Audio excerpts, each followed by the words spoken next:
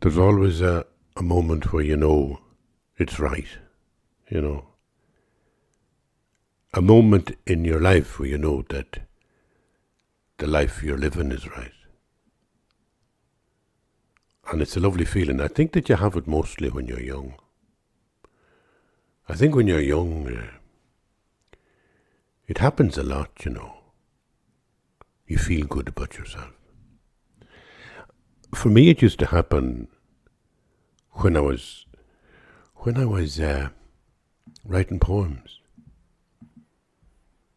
and that's the truth about it. And that's where I began as a writer. I was 15 when I first posted a poem to David Marcus in the Irish press. I was 15. No, I was 16 when I received a letter of reply. It sat on the dining room table all day while I was at school. I came home on the bus worrying about the Leaving Certificate and Honours Maths classes, which I had recently started. I had completed the Intercert and I was being forced to do Honours Maths against my will. I loved history and English, but maths frightened me. I feared the following 2 years might likely shatter my self-confidence and destroy any sense of worth I was developing. Instead of allowing me to do subjects I loved and write poetry, I was informed that my future was in numbers, which I hadn't any possibility of comprehending. In those days, I studied in an empty dining room at a sombre mahogany table on which the letter had been left by my father, unopened. The table was bought in a swanky store in Dublin, where my father had once worked as a child, packing boxes. While at national school, he was obliged to sell newspapers on the streets every afternoon to help support his impoverished family. He missed the end of each school day, and it so happened that the final lesson in those days was algebra. So like other poor children, he never got beyond adding and subtracting. Being cheated out of what he loved, the magic of numbers, he resolved to make them a part of his adult life. So when he lost his job packing boxes at Pym Brothers on George's Street in his early 20s, due to the onset of an economic depression, he decided to change his life and begin night classes. And there began the long ordeal of menial jobs by day and correspondence courses by night, from Rathmines to the University of Glasgow, until he eventually reached the dizzy heights of a profession and became county accountant for Cavan. Married in his 50s, he went back to an old school friend who had packed boxes with him as a child, and he bought a sideboard, 4 chairs, and a dining room table on which I did my homework. I loved that table. I saw it as a kind of symbol of my father's journey and struggle. And so when my parents were long dead and the old house was being sold, I made sure to take the table with me to Leitrim, where I intended it to function as a temporary addition to our humble abode until we got some furniture of our own. But it lasted the length of my own child's childhood. And I would come home sometimes and smile to find her sitting there in the evenings attending to whatever absorbed her on the screen of her laptop. The letter that lay unopened in my youth was addressed to me in bold type, which indicated that it must be from an adult. And there was only one adult who might be writing to me with such an officious tone, using a white business class envelope and affixing the title Esquire to the end of my name. I didn't open it instantly. I needed to get my maths homework out of the way. If I opened the envelope and read a letter of, let's say, rejection, before I opened my maths books, I wouldn't have been able to finish any homework. So I slipped the letter between the pages of Patrick Kavanagh's collected works, which had been published about a year earlier, and which was to me a sacred text during those days. Eventually, before bedtime, I opened and read the letter, written and signed by David Marcus. Well, it was like reading something from Moses, like listening to the verdict of a remote judge. The editor-in-chief of the most important poetry platform in the nation was addressing me. And he liked my poems, and he wanted to publish them. Now, in those days, I used to get the bus to school every morning and home in the afternoons, but I might as well have been a ghost. Neither the Loretta girls in their burgundy skirts nor the demure daughters of the Royal School ever bothered with me. I didn't play football. I didn't have long hair, and was never in trouble with the police. So I was a complete non-entity. Getting in trouble with various police forces would have been easy in those days, even if I was only 16.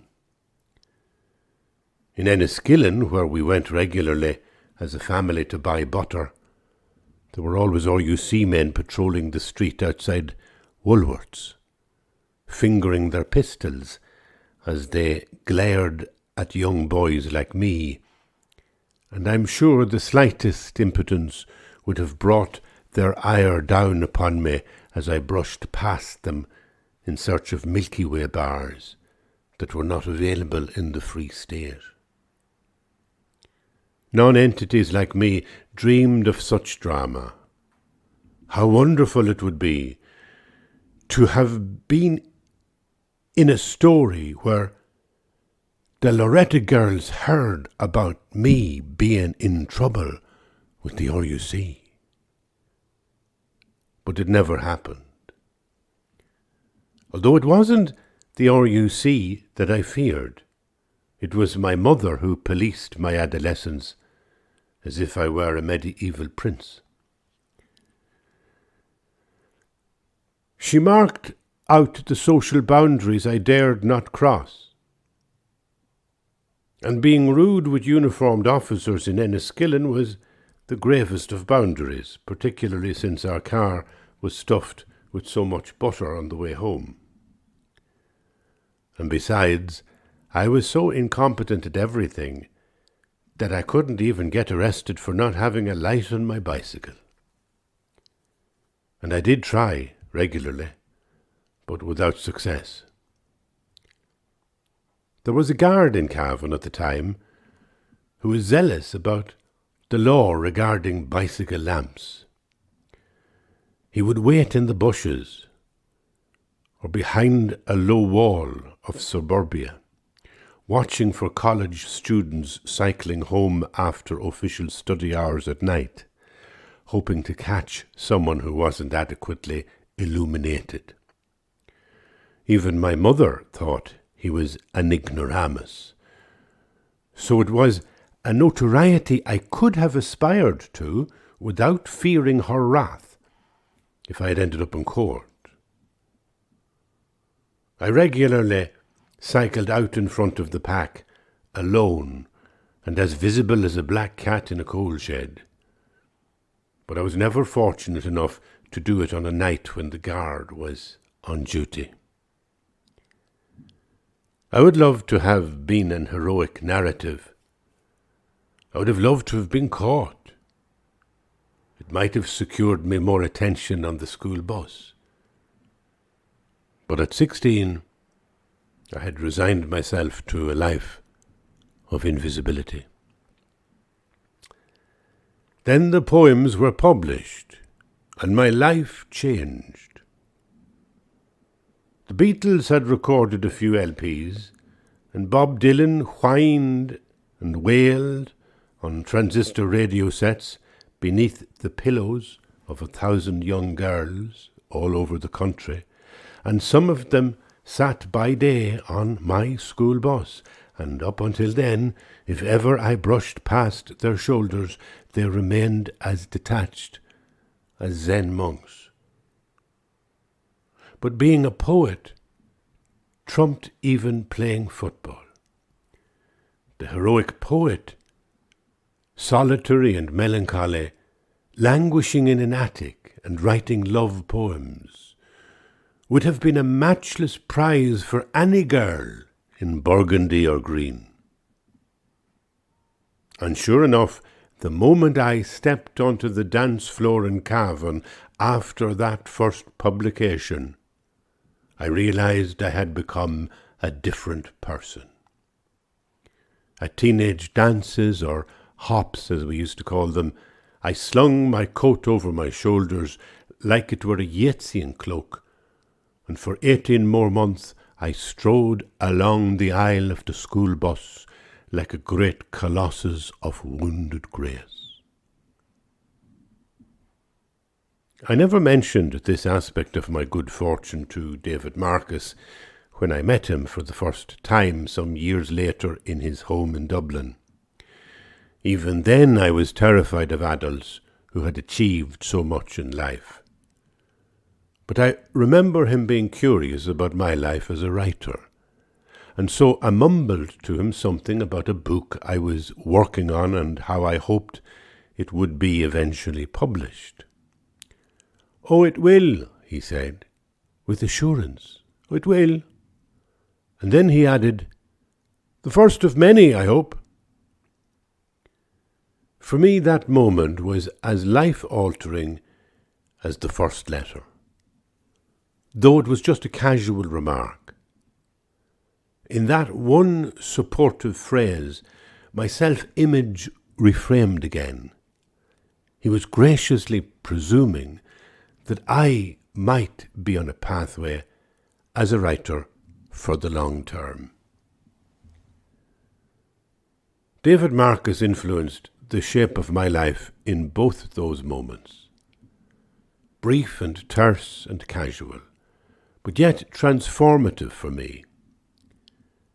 I felt his presence constantly as a mentor and teacher to whom I remained deeply indebted. There were further letters from Mr. Marcus and further poems by me in the Irish press. There were short stories too, and some years later I received a Hennessy Award, which was another milestone on the way towards life as a full-time writer. It was David Marcus who advised me to use the title Michael P. Harding on my first book, since my father was already known as Michael Harding from his regular book reviews in the same paper.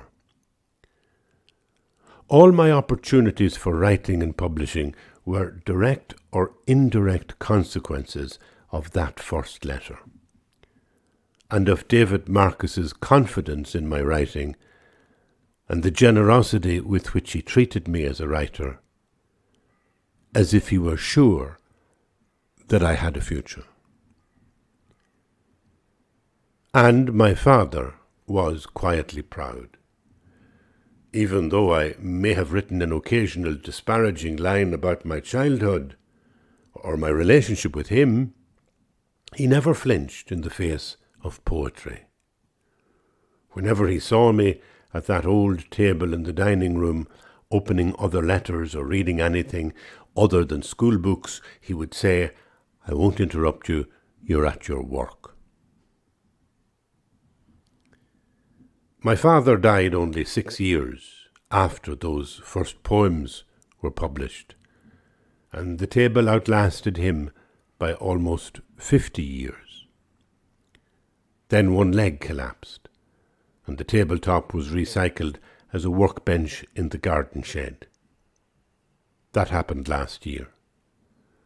So in fact, it even outlasted David Marcus by 25 years. There is a way in which I believe that our loved ones are forever with us and in us. So my father's ghost is still a real presence in my life. He shapes my determination to live well. And for an accountant, in his later years, he got enormous pleasure from reading books and composing sentences and writing book reviews.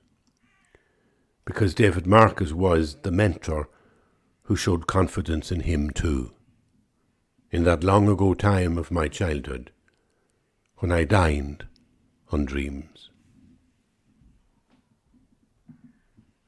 I wanted to share that with you because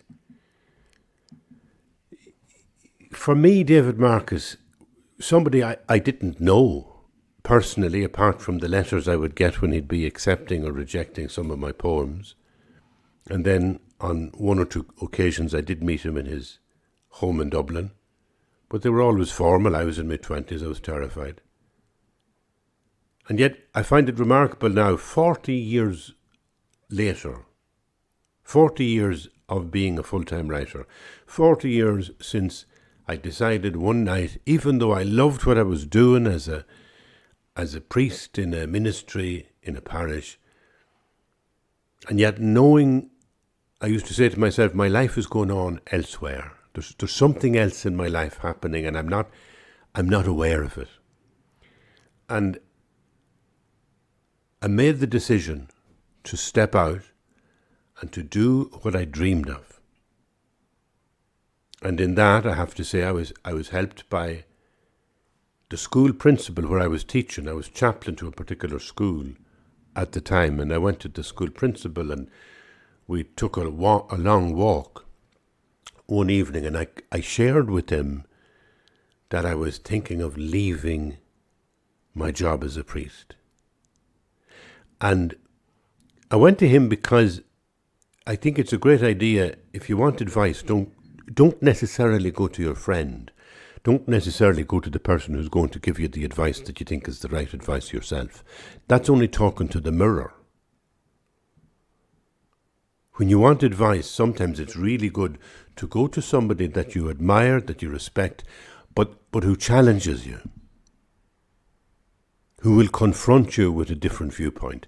And I was absolutely convinced, because at the time I was a young fella, I was a curate, I was a chaplain, I was going around in kind of pink salmon trousers with long hair and a beard. I was a very, very cool chaplain, I can tell you. And the principal was quite a conservative gentleman, and I thought, he's the one to go to. So I said to him that I felt, I've been writing for 10 years, I've been doing it in my spare time, but I feel that maybe I should go full-time at it and just retire from the ministry, even though I have no problems theologically with the church. I haven't lost my faith, but I feel I should be doing something else, And he said to me, I've only one piece of advice for you. Because I had said to him, I'm going to do this next year, right? So we were into the springtime, and I said, I'll stay another 6 months, but I'm going to plan for it for this time next year. And he said, Michael, the only advice I'd give you, if you're thinking of going, is don't wait until next year, go immediately. And he said, because you'll put it off for 6 months, And by that time, you'll put it off for another 6 months and another 12 months, and there'll always be a reason why you put it a little bit further down the road. And then you'll find you're 35 before you realise it, and then you're 40. And you'll keep putting off what you really want to do, and he said eventually, maybe at 40, you'll find you're too old. And that was I can't express how amazing that advice was.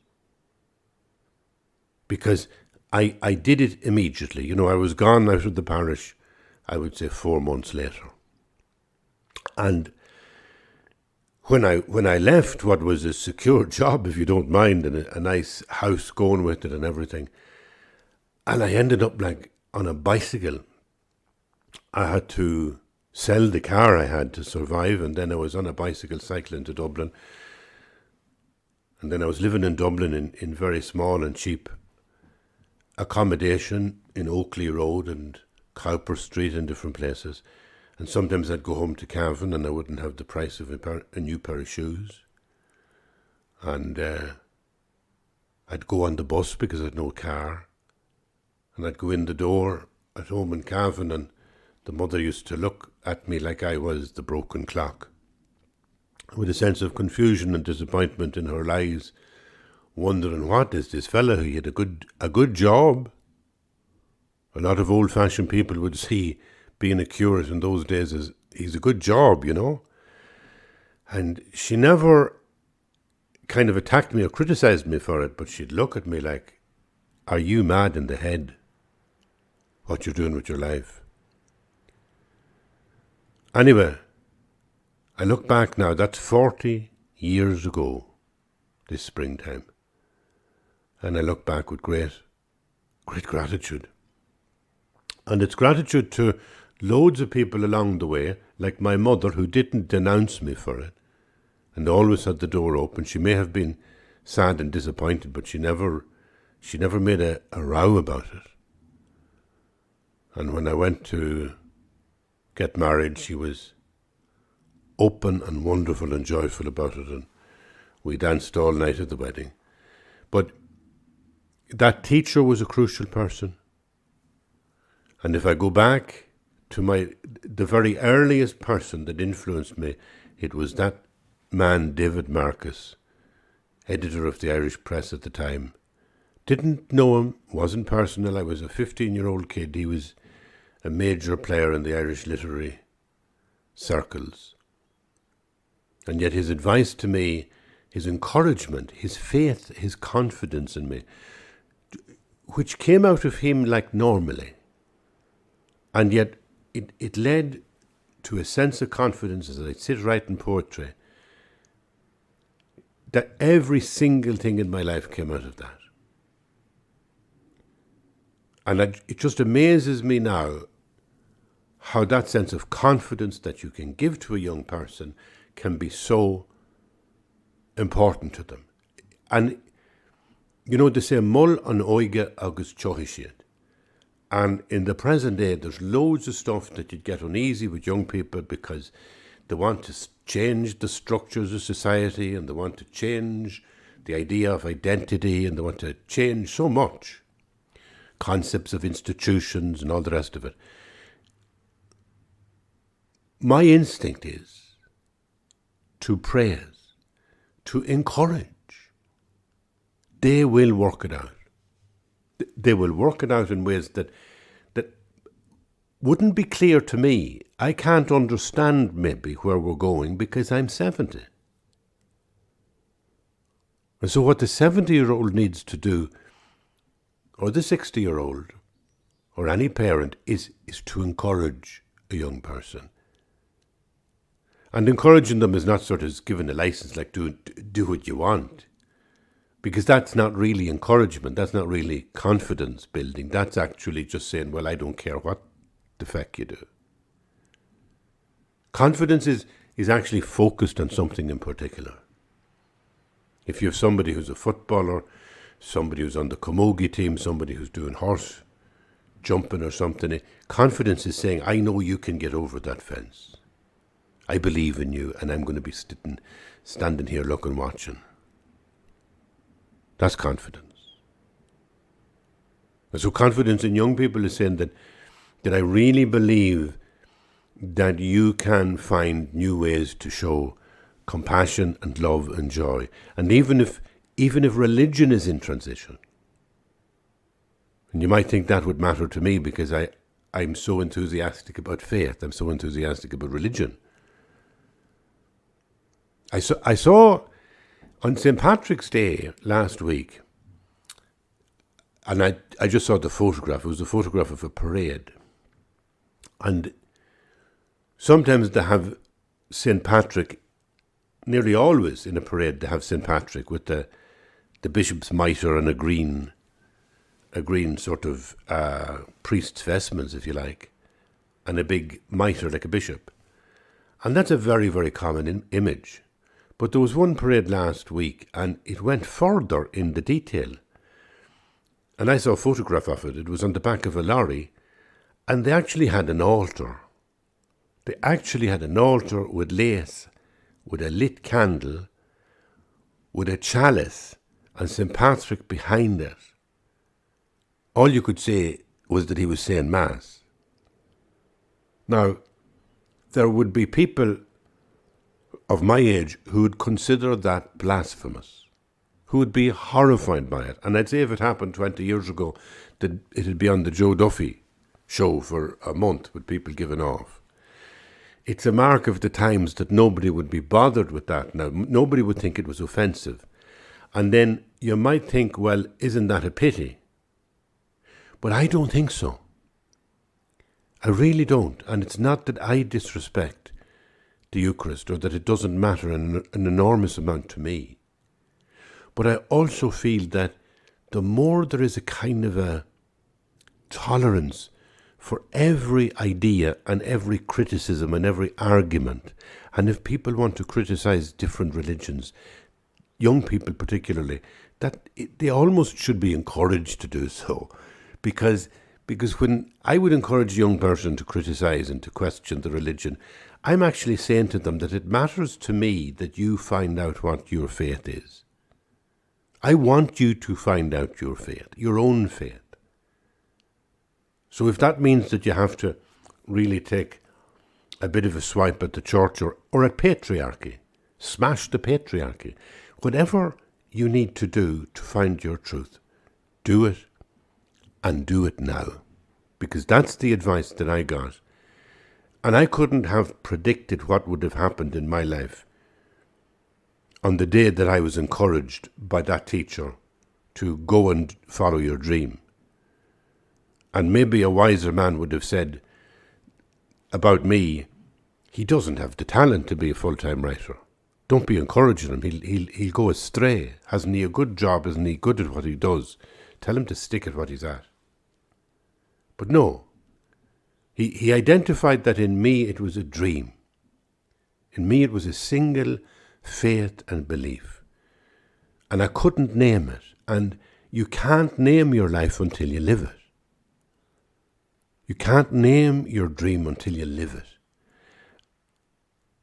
But he was sharp enough to see that and to say, follow your dream. Follow your heart. Again, I don't think it means in a wishy-washy way to follow every emotion.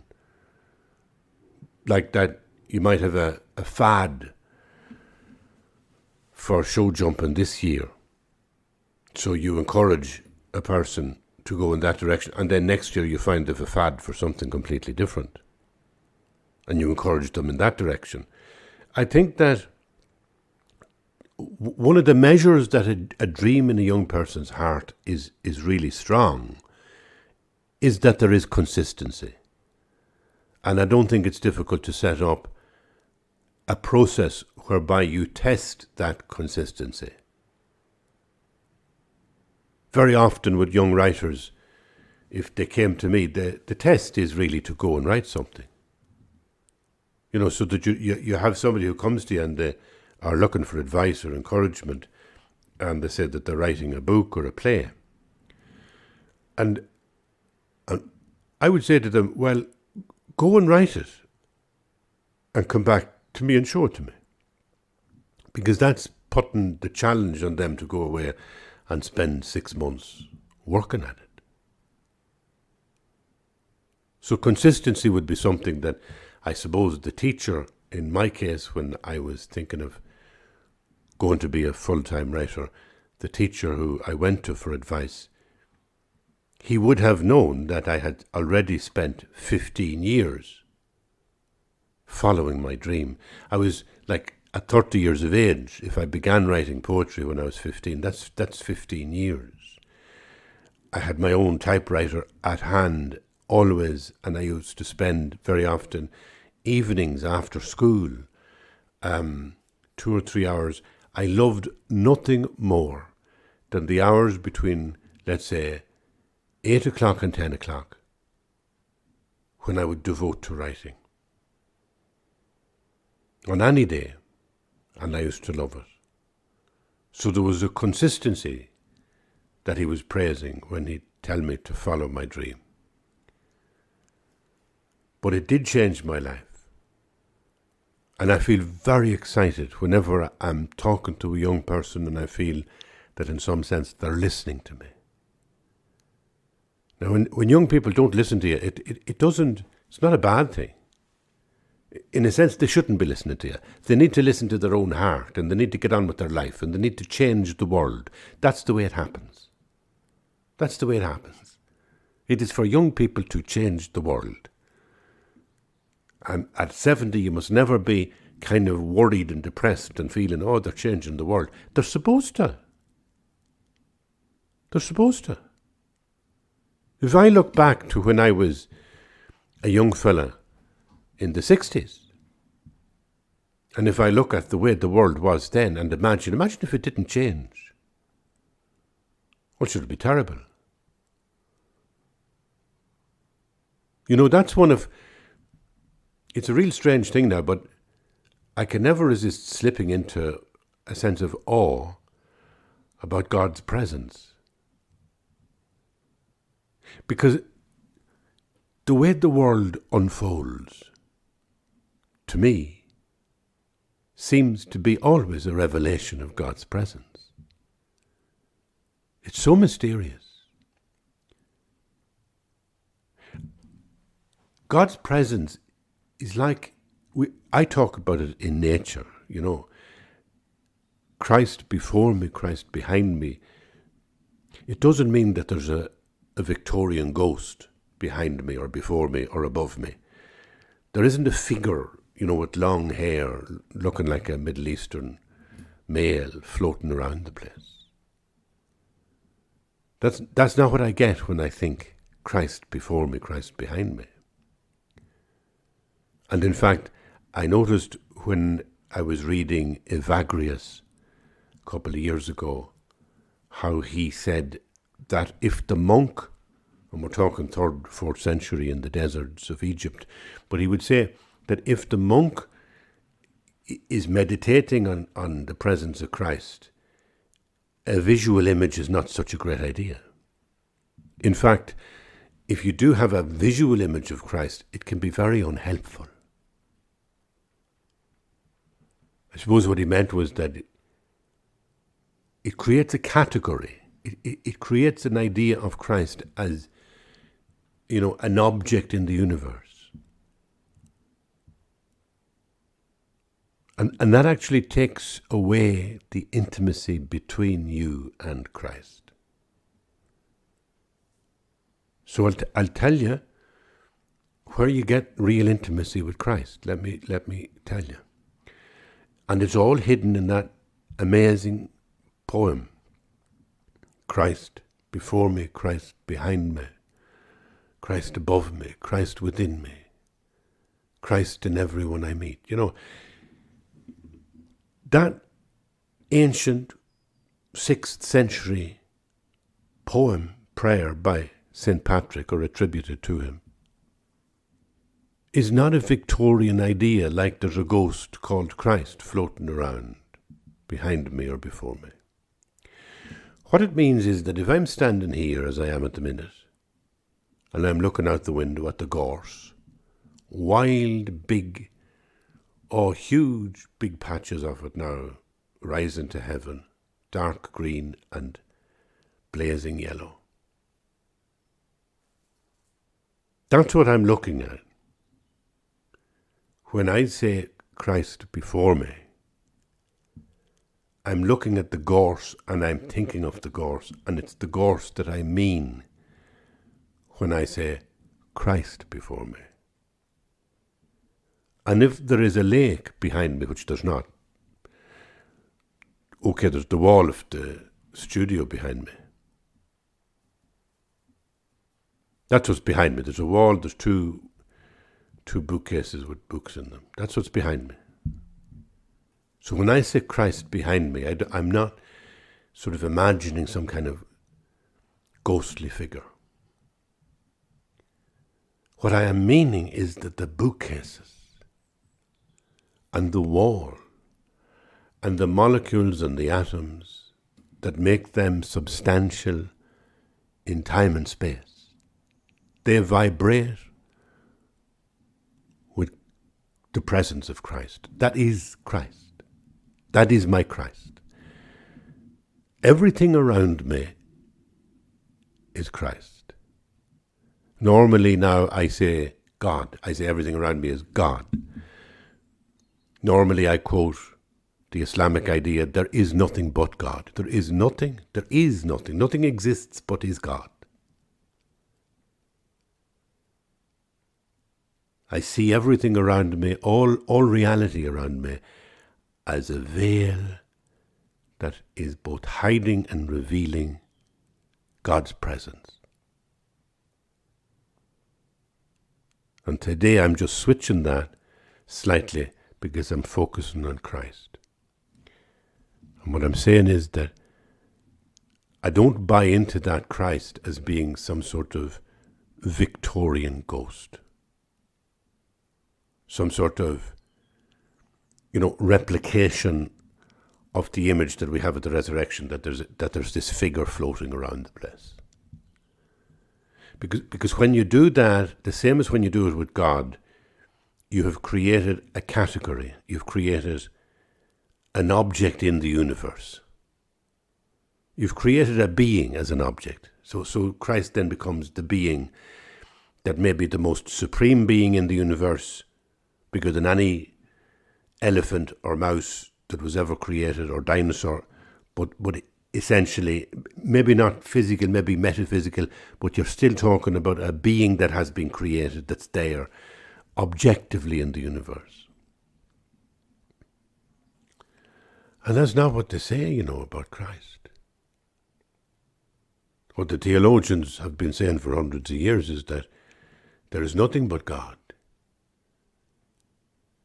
That in the reality we are experiencing, in the trees and the flowers, in the gorse, in the books, in the walls, in all the molecules, in all the luminosity and light that comes out of everything, we are experiencing Christ. Being itself is God, and in Christ it becomes focused within the narrative of history. So he becomes the lens, like an icon I talk about as the lens. So the icon is reading you. But the icon is not in itself some object of magic or object to be revered. It's simply that the wood in the icon and the image in the icon function as a lens so that you can experience not just the shape of the wood, not just the tree outside the window, not just the gorse, but you can actually experience the deep reality of that gorse, whin's bush, that cherry tree, that you can experience the deepest reality of it as one with your own reality, as mystical, as loving as Christ. Christ before me, Christ behind me. And it's a powerful poem or prayer to recite, especially coming up to the Easter week. And you ask yourself, as you say it. Am I thinking here of some sort of Victorian, pale, ghostly, floating around figure called Christ? Or am I experiencing everything sensately, everything that my senses absorb, as in themselves the manifestation and presence of Christ? And if it is the latter, then you're with St. Paul. You know, you're with St. Paul's sense of the Christ, Jesus, who became the Christ, who is the transformative cosmic light in the universe, and is everywhere, and is in everyone, and calls everyone to be, and calls them to be alive in the deepest truth of their being. Which is funny, because that brings me back to the writing. And it brings me back to what I was saying at the very start of the chat, the very start of this podcast. You know, I was saying that in some sense to reach for your own truth is to create your own happiness, to reach for what your heart consistently wants, and to do that truth is the pathway to enlightenment or happiness or heaven or whatever you want to call it. To be fully yourself. To listen. And not just to listen to the consistent voice inside you, but to listen also for teachers. And that's an amazing way that I think when I talk about, let's say, Christ being present in everything, that there is nothing but Christ, if you like. I see his blood upon the rose, in the stars, the glory of his eyes. There's nothing but Christ. It is all Christ. When you look at it like that, when you see it like that, you also begin to see very modern things as Christ. The typewriter, the computer, the way that history moves forward, sometimes through darkness, sometimes through appalling conflicts, wars, famines, Auschwitz. Sometimes the darkest of things happen, and yet in a strange way we know from history, all will be well. The darkness never prevails. It may for decades. And there are times when you look at life in somewhere like the Soviet Union and you might despair. Certainly in Nazi Germany, but in the Soviet Union, the darkness was more slow and gradual. And people's hearts kind of rotted with despair. Except that there were enough to keep it alive, to the hope of truth, of doing your truth, believing in your truth, following your heart. So everything is a revelation, it's not just nature. When you say there's nothing but God, it's not just nature. It's the car you're driving. It's the telephone you're using. It's the smartphone you're texting on. Everything. It's the computer you're using.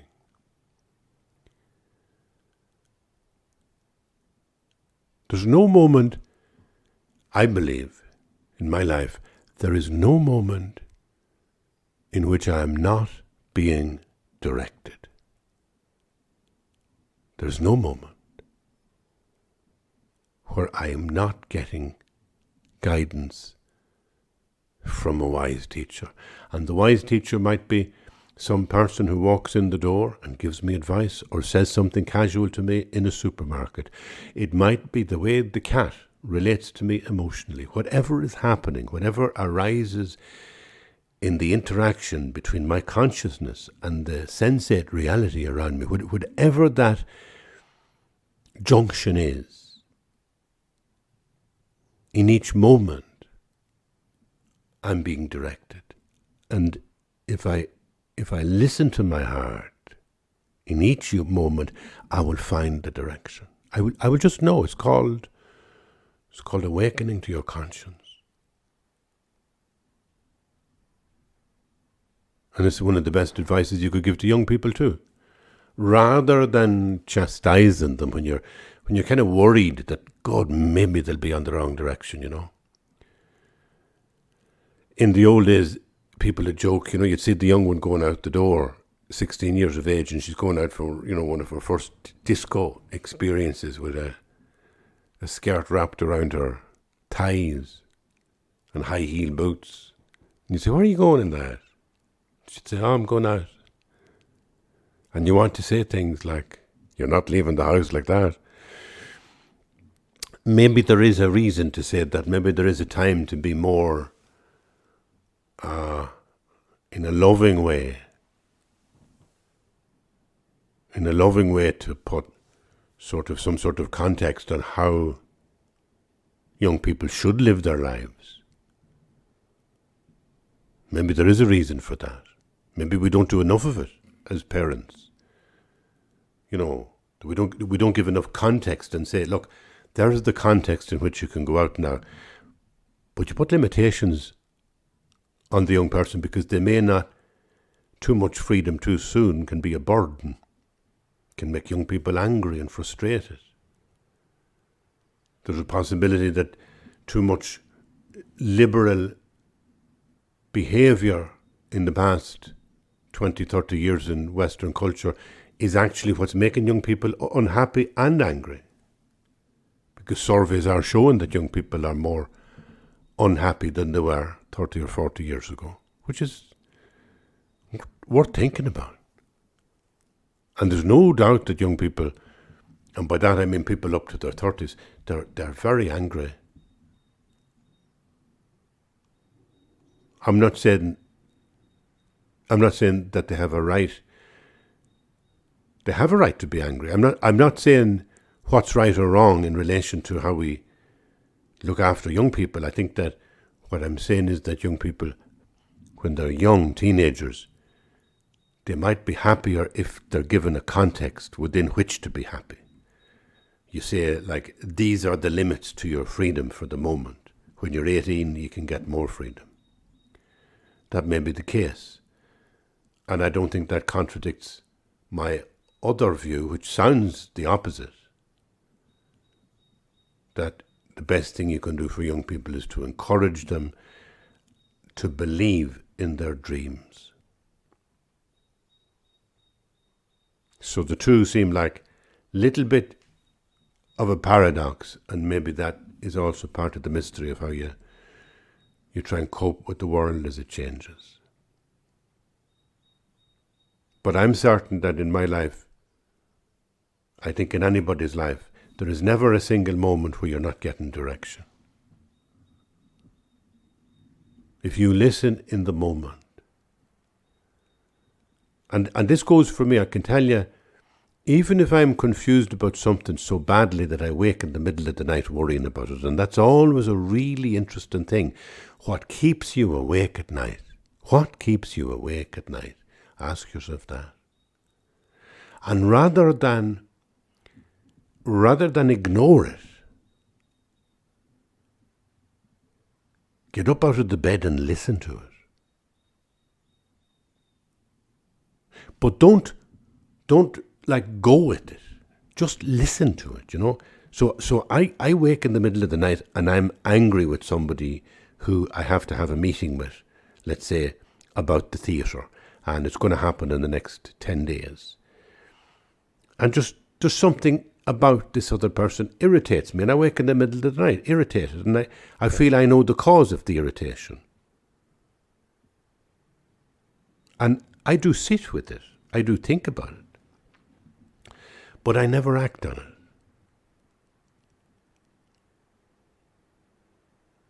I listen. I hear my little heart inside whinging. And I do say, I hear you.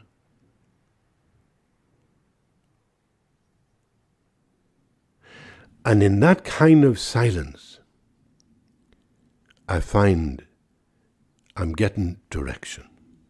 In that kind of silence, it's like I'm getting advice from God. Now, I won't say I'm getting advice from God because that sounds absolutely too outrageously crazy on my part to be so hubristic, to think that the ground of all being is chatting personally to me. I think that's why we talk about angels. Angels are supposed to be messengers of God. Angels are a sort of a luminosity within everything, a presence that's never far away from us.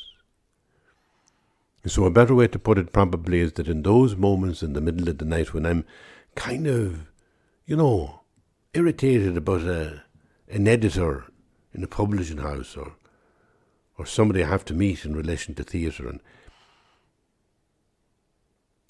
I simply observe what's inside me. I observe the whinging little heart, the hurt and the wounded little heart. And I listen, and I say to my little heart, I'm listening to you. And that's all I have to do. And in some strange way, the entire cosmos enfolds me.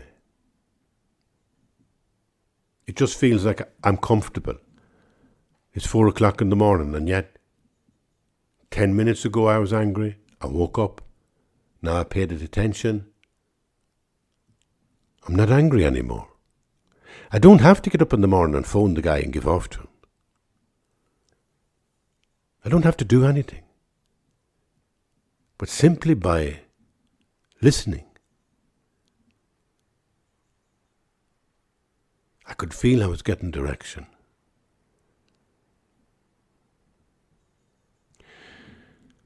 And that brings me back to the present moment. So, the present moment is eternal. And the journey of life is to enter into that moment fully. And death will not be a darkness. Death will be a moment of opportunity when you completely let go and release yourself from your ego. And you fall into complete, enlightened peace in heaven. And that's what I hope for. And between now and then, I feel we can always get this moment, this heavenly moment. We can get this ecstasy now.